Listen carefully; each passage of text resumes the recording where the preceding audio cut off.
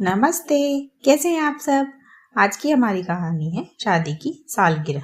चलिए दोस्तों कहानी शुरू करते हैं। रोशनी आज बहुत ज्यादा खुश है।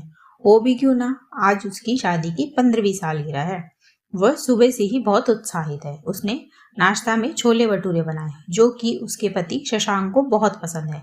उसे लगा शशांक को याद होगा कि शादी की सालगिरह है, पर शशांक तो नाश्ता करके ऑफिस निकल गया।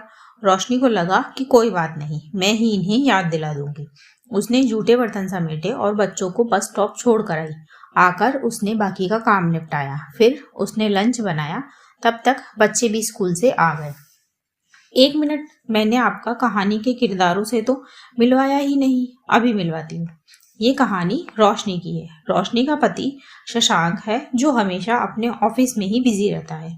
उनके 2 बच्चे हैं, 12 वर्षीय बेटी मिताली और 10 वर्षीय बेटा मानव। कुल मिलाकर एक हंसता खेलता परिवार है।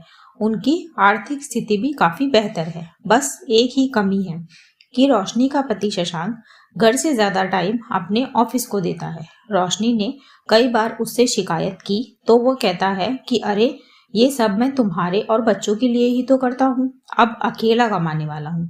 फिर रोशनी चुप हो जाती। ऐसा नहीं है कि रोशनी कमा नहीं सकती।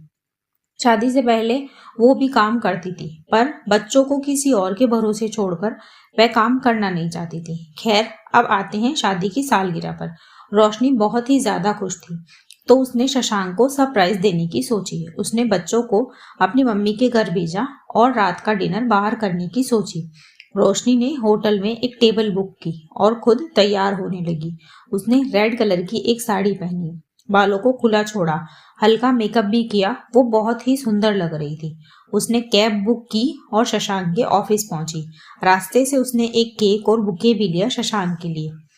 वहां पर पहुंचकर जब उसने पूछा कि शशांक कहाँ है, तब रिसेप्शनिस्ट ने कहा कि मैम, वो तो निकल गए, उनका टाइम तो 6 बजे का है, वो तो रोज 6 बजे ही निकल जाते हैं। रोशनी को झटका लगा कि शशांक कहाँ गए होंगे। उसने शशांक को कॉल किया, पर उसने कॉल कट कर दिया। वो वहां से निकल रही थी, तभी वो शशांक के फ्रेंड राजीव से टकरा गई। उसने राजीव से पूछा कि शशांक कहाँ है, तो उसने बताया कि उसने शशांक की कार को पास ही के होटल की पार्किंग में देखा है। रोशनी भागती हुई वहां पहुंची, हाथ में केक और बुके लेकर।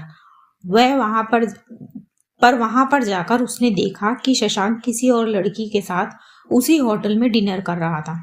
जब वो वहां पर पहुंची तो दोनों एक दूसरे को खाना खिला रहे थे। शशांक ने उस लड़की का हाथ पकड़ रखा था। ये सब देखकर रोशनी के पैरों तले की जमीन खिसक गई। उसके हाथ से केक और बुके छूट कर गिर गए। उसकी आंखों से आंसू बहने लगे। वो लड़खड़ाते कदमों से शशांक के पास पहुंची। उसे वहां पर इस तरह देखकर शशांक हैरान रह गया और उसने कहा, रोशनी, तुम यहाँ कैसे? तब रोशनी ने कहा, क्यों, मुझे यहाँ नहीं होना चाहिए तो कहाँ होना चाहिए? तुम्हारे घर पर, तुम्हारे बच्चों के साथ, ताकि तुम यहाँ पर आराम से एंजॉय कर सको, मुझे धोखा दे सको, मेरे भरोसे का खून कर सको। मैंने तुम पर कितना भरोसा किया था, और तुम्हें एक बार भी मेरा ख्याल नहीं आया, अपने बच्चों का ख्याल नहीं आया। 15 साल का रिश्ता तुमने एक झटके में तोड़ दिया, कैसे? और मैं बेवकूफ तुम्हें यहाँ सरप्राइज देने आई थी। आज हमारी वेडिंग एनिवर्सरी है। अरे, सरप्राइज तो तुमने दिया है मुझे, मेरा सब कुछ छीन कर किसी और को दे दिया। अच्छा सरप्राइज दिया तुमने मुझे शशांक। फिर रोशनी ने अपना मंगलसूत्र खींचकर शशांक के हाथ में रख दिया और कहा, मैं जा रही हूँ शशांक, अपने घर, तुम्हें हमेशा के लिए छोड़कर। इस मंगलसूत्र के लिए कोई और ढूंढ लेना। फिर रोशनी ने अपने भाई को फोन किया और अपने मायके चली गई। दोस्तों, धोखा तब तक ही ठीक है जब तक वो छुपा हुआ है, सामने आने पर धोखा बहुत भारी पड़ता है। इसी मैसेज के साथ कहानी खत्म होती है। कहानी आपको कैसी लगी मुझे कमेंट बॉक्स में जरूर बताएं। ऐसी ही और कहानियां सुनने के लिए मेरे चैनल KNY के हिंदी कहानियां को सब्सक्राइब जरूर करें। थैंक यू सो मच दोस्तों, थैंक्स फॉर वॉचिंग।